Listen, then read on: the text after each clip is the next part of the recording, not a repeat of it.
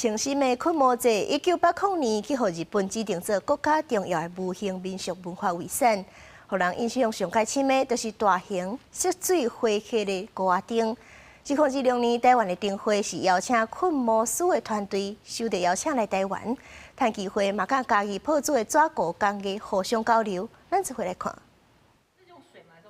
来自日本清新的工模师，详细听古纸工艺师的说明，问有作品的小解，阁有当中的手路感美感，为着要了解家己纸艺文化，为日本来台湾参与2026台湾灯会清新工模师，就专工来到家己馆的铺子，要来入捌古纸的工艺。我们是把纸粘到铁丝上，然后去做外层嘛，它是要做一个表面。可是像蔡承德老师他的做法，他是变成是一个，它只是纸本身去。 多层次的这样叠合在一起，然后让它自己去形成一个主体，他们觉得非常困难。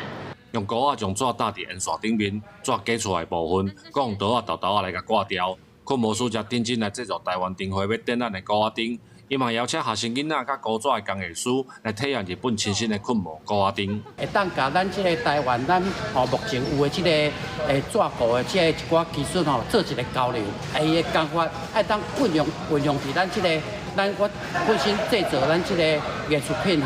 伊这个工法爱更加好的物件，会当家吸收过来。透过这样的交流呢，彼此也可以有一些影响，然后会汲取彼此好的地方，然后学习，然后